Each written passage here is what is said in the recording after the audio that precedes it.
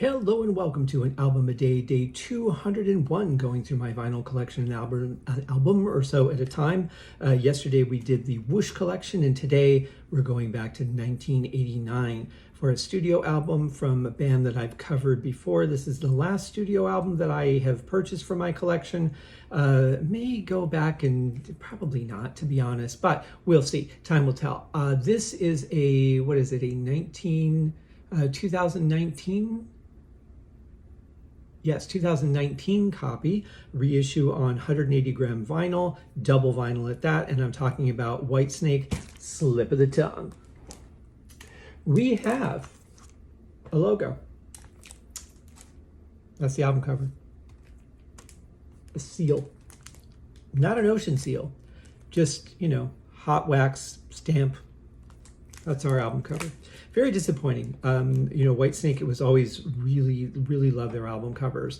When we got to the last album, 87, they did the seal, but it was in like this nice ancient looking stone, looked really cool. First of the, album covers where they got away from interesting photographs, but you think, okay, that's just what they did with this one. That would be what they would do from every album on, and can't say I'm really excited about that. The vinyls, though, the nice 180 gram, you do get a nice shot of the seal. The stickers are actually very impressive, very good quality. The vinyls are good quality. I mean, 180 gram, you better press it right. So yeah, there's your album cover. We have a second vinyl. Boom. Exactly the same as the first. Can't tell them apart. I mean, other than the slight bit on the label that tells you it's vinyl 1 or vinyl 2. On the back, we get a picture of the band, a track list, and a list of who's in the band, which, with Whitesnake is pretty important because they would have a studio band, and then sometimes those guys wouldn't make it out to the live sets. The inserts are just black. There's nothing on them. We do get something inside the gatefold, though. This very pointless, tiny font that is basically an entire CD booklet on this side. And then we get the thank list, which is kind of cool because they have the original and the updated one for the bonus material. I like that. Then we get the David DC would like to thank, of course, David Coverdale. So that's pretty cool. But I mean, this font is so tiny. It's reasonably pointless to me as far as I'm concerned. But the quality of this, like the cardboard that they used for the jacket, really sturdy stuff. If you're going to do a double 180 gram vinyl LP, it has to be. Otherwise, the vinyl will cut through it pretty easily. So very important to, give supporting packaging. And I have to say, I've talked a lot about your music and how good they are. Really anxious to get my copy of Rapture the Deep because it's a triple vinyl, and I'm sure that the packaging is going to be stellar for that. But let's talk about the music because that's the most important part. Record 1, side 1, we open with Slip of the Tongue. Great track. Kitten's Got Claws, and then followed by Cheap and Nasty. Not my favorite songs on the album. Probably my least two favorite, the weakest songs for me personally on the album. But side 1 ends with Judgment Day. Judgment Day, kick-ass track. Absolutely love that. Even though there's like a synth brass in it, it actually sounds really good blended in. Side 2 is killer of disc 1 or album 1 though. We open with Now You're Gone. Beautiful, haunting track. Then we get The Deeper the Love, which I love. Absolutely amazing ballad. But I don't know about the order of that. Those songs being next to each other seems a little bit weird to me. We followed up with Sailing Ships, was another, kind of starts out with that gentle acoustic guitar thing, but a really beautiful song. And then we end side 2 of record 1 with Wings on the Storm. Killer track. Love that whole ending section. You get pretty solid double bass drums, but you also get this ascending pitch guitar part that you just feel like it's going to go on forever, although there's only so many notes. So we're going to go over to record 2, side 1, or side 3 of this whole collection. We open with Slowpoke Music. Not a bad bluesy rocker. And then Fool for Your Lovin', which is a cover of a song that we've already gotten from them as a cover. Then we get some bonus material. We get Sweet Lady Luck, which is a B-side on a single. Then we get a Chris Lord Alge single remix of Now You're Gone.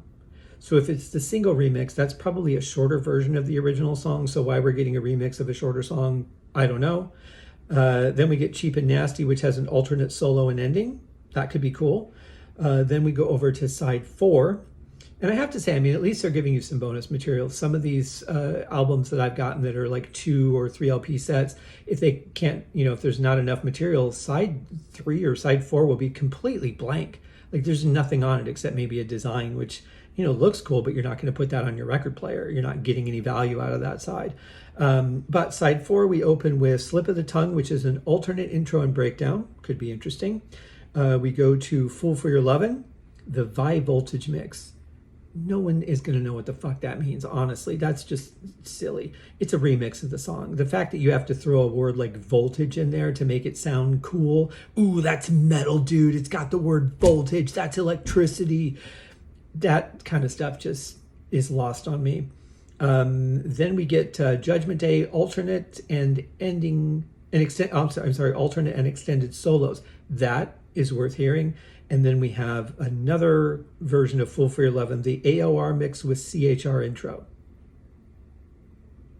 I don't know what that means, but it's alternate version at the end of the day. So, I mean, there's some stuff that's worth hearing on here. I think that, single edit of Now You're Gone doesn't really do much for me.